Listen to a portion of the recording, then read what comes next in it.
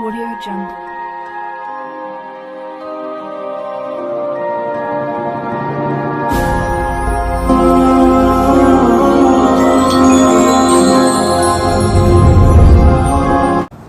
السلام عليكم ورحمة الله وبركاته. نحمده ونصلي على رسوله الكريم أما بعد. அல்லாஹ்வுடைய நல்லடியார்களே, இன்றைய தினம் 14வது ஜுஸுவினுடைய முதல் நாள் பகுதியிலிருந்து 15வது ஜுஸுவினுடைய முக்கால் பகுதி வரை கஹஃப் சூராவினுடைய ஆரம்பம் வரை ஓதப்பட்டது. அல்லாஹ் தஆலா இன்று ஓதப்பட்ட வசனங்களிலே சொல்லக்கூடிய மிக முக்கியமான விஷயங்களில் ஒன்று, அல்லாஹ் சூரத்துல் ரஅத் என்கிற ஒரு சூரா. அந்த சூராவினுடைய பெயர் ரஅத் அப்படின்னா இடி அப்படின்னு அர்த்தம்.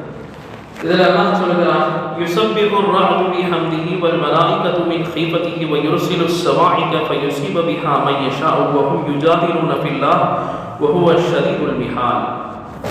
அல்லாஹ் இந்த அத்தியாயத்திலே சொல்கிற போது, அந்த சூரத்துல் ரஅத் என்கிற இடி என்கிற சூறாவை எல்லாம் சொல்கிற போது, மழை பொழிகிற சமயத்திலே இடி எடுக்கின்றதே, அந்த இடி யுஸப்பிஹு الرعد, இடி என்பது அல்லாஹ்வை தஸ்பீஹ் செய்கிறது, பிஹம்திஹி, அவனுடைய புகழை சொல்லி அல்லாஹ்வை அது துதிக்கின்றது, வல் மலாயிகத்து மின் ஹீஃபத்திஹி, மலக்குமார்களும் அந்த சமயத்திலே அல்லாஹ்வினுடைய அச்சத்தின் காரணத்தினால் தஸ்பீஹ் செய்கிறார்கள் அவனுடைய புகழை கொண்டு. வயுர்சிலு ஸவாஇக ஃபயுஸீபு பிஹா மன் யஷா, அல்லாஹ் தஆலா அந்த மலையை தான் யாருக்கெல்லாம் நாடுகிறானோ அவர்களுக்கெல்லாம் அல்லாஹ் பொழிகின்றான் என்பதாக சொல்லுகிறான். அப்ப மலை என்பது ஒரு சாதாரண ஒரு விஷயமாக நாம் நினைக்கின்றோம்.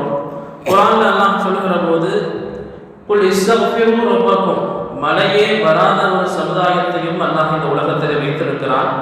மழை அதிகமாக பொழிந்து அதனால் வெள்ளப்பெருக்குகள் ஏற்பட்டு அழிக்கப்பட்ட சமுதாயத்தையும் அல்லாஹ் இந்த சமூகத்திலே படைத்திருக்கிறான்.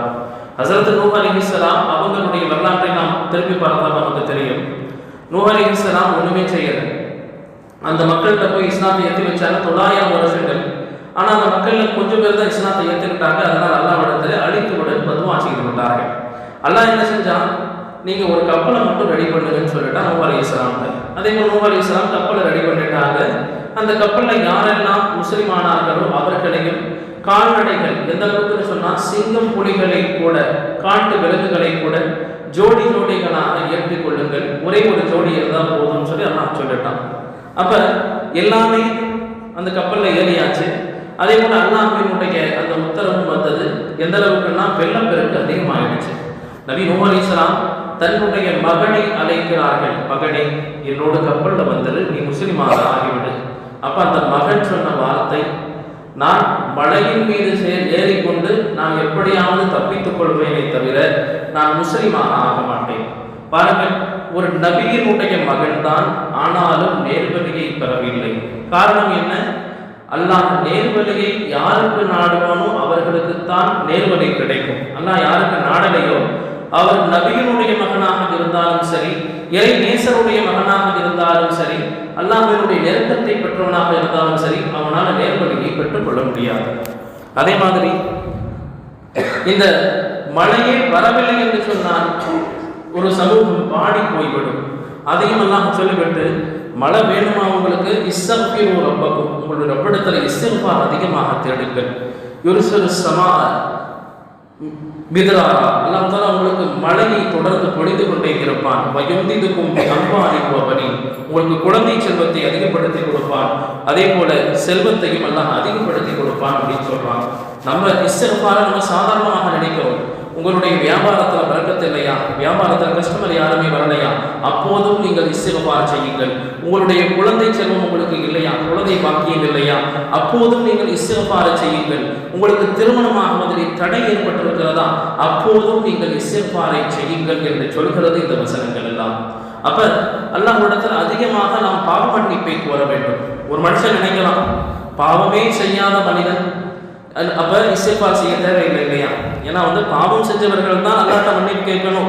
அப்ப பாவமே செய்யாத ஒரு மனிதன் அல்லாஹ்விடத்தில் மன்னிப்பு கேட்க தேவையில்லை இல்லையா? அந்த மாதிரி ஹதீஸ்ல வரும், ஒரு மனிதன் நினைக்கிறார், நான் பாவமே செய்யலையான்னா அதனால என்னைய நான் செஞ்ச அமலை கொண்டு மட்டுமே நீ என்னை சொர்க்கத்தில் போட்டுருன்னு சொல்லி அல்லாஹ்ட்ட கேட்கிறார். அப்ப அல்லாஹ் தஆலா சரி அப்படியா, இவரை சொர்க்கத்துக்கு கூட்டிட்டு போங்கன்னு அல்லாஹ் சொல்றான். சொர்க்கத்துக்கு செல்கிற வழியிலே நரகத்தினுடைய பாதை இருக்கிறது, அதை கடந்து தான் சொர்க்கத்துக்கு போகணும். அப்படி அவரை கூட்டிட்டு போகும்போது அந்த நரகத்தினுடைய உஷ்ணத்தை கூட அவரால் தாங்க முடியாம தண்ணி தாகம் எடுக்குது. உடனே கூட்டிட்டு போற மலக்குமார்கள்ட்ட கேட்டாரு, தண்ணி தண்ணியும் கத்துறாரு அவரு. அப்ப மலக்குமார்கள் சொன்னாங்க, உன்னுடைய நல்லமல்களின் பாதையை எங்களிடத்தில் கொடுத்தால்தான் தண்ணி இப்போ உனக்கு கிடைக்கும்னாங்க. அப்ப வேற வழியே இல்லாம அவரு சரி பாதையை எடுத்துக்கோங்கன்னாரு. இன்னும் அதை கடந்து போகும்போது இன்னும் மறுபடியும் தண்ணி தண்ணி கேட்கிறார் அந்த மனிதர். அப்ப முழுமையாக அந்த மனிதர்கிட்ட தண்ணி மறுபடியும் கேட்கிறப்ப முழுமையாக மீதம் இருக்கிற அமலையும் நீ கொடுத்தால்தான் உனக்கு தண்ணி கிடைக்கும்னு சொல்லப்படுது. அப்ப எல்லா அமலையும் அவர் கொடுத்து தண்ணி வாங்கி குடிச்சிடுறாரு. இப்ப எல்லாம் கேட்ட அந்த மனிதர்கிட்ட, என்னுடைய அருள் கொண்டு நீ சொர்க்கம் செல்கிறாயா, இல்லை உன்னுடைய அமலை கொண்டு நீ சொர்க்கம் செல்கிறாயா கேட்டப்ப அப்ப அந்த அடியான் சொன்னா, யாழ்லா உன்னுடைய அருளை கொண்டு நான் சொர்க்கம் செல்கிறேன் யாழ்லா. ஏன்னா நீங்கள் செய்கிற அமல்கள் உங்களை சொர்க்கத்திலே நுழைக்கும் என்று நினைப்பது தவறு. அல்லாஹ்வினுடைய அருள் இருந்தால் மட்டுமே, அதுவும் குறிப்பாக இந்த ரஹ்மத்தினுடைய 10 என்கிற சொல்கிறோமே, இந்த 10ல அல்லாஹ்வினுடைய அருள் மட்டுமே பொழிகின்ற 10 நாட்கள் இவை. அதில் அல்லாஹ்வுடைய அருளை நாம் தேட வேண்டும். அதே மாதிரி சூரத்துல் கஹ்ஃப் என்கிற இந்த சூறாவை இன்னைக்கு ஓதப்பட்டது. அந்த சூறாவில் அல்லாஹ் தஆலா குகைவாசிகளை பற்றி சொல்கிறான். குகைவாசிகள்னா குகையில போய் வாழ்ந்தவங்க கிடையாது. ஒரு வாலிபர்கள், கிட்டத்தட்ட ஒரு 7 வாலிபர்கள் என்ன செய்யறாங்க, ஒரு காபிரான ஒரு அரசனுக்கு கீழ் அந்த நாட்டிலே வாழ்கிறார்கள். அந்த அரசன் தன்னை வணங்க வேண்டும், அல்லாஹ்வை வணங்கக்கூடாதுன்னு சொல்றவன்.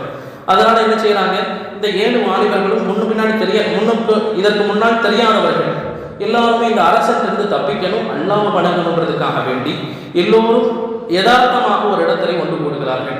பார்த்தா எல்லாருமே ஒரே காரணத்துக்காக அல்லாஹ்வை வணங்கணுன்றதுக்காக வேண்டி ஒன்று கூடுறவங்க. அப்ப அல்லாஹ் தஆலா அவங்களை பார்த்து சொல்றான், வஸித்னாஹும் ஹுதா, அவங்களுக்கு நேர்வழியை நாம் அதிகப்படுத்தி விட்டோம்னு சொல்றான். அவங்க போய் அந்த அரசருக்கு பயந்து குகைக்குள்ள போய் தூங்குறாங்க. தூங்குகிற போது அவங்க பின்னாடியே ஒரு நாயும் போய் விடுகிறது. அப்ப அவங்க தூங்கி எந்திரிச்சு பார்க்குறாங்க. எந்திரிச்சு பார்த்தா அவங்களுடைய தோற்றங்கள் விகாரமாக நிறைய முடி முளைச்சி போயிருக்குது. அப்போ இன்னொருத்தர் பார்த்து கேட்டாரு, எவ்வளோ நாள் தூங்குனீங்க?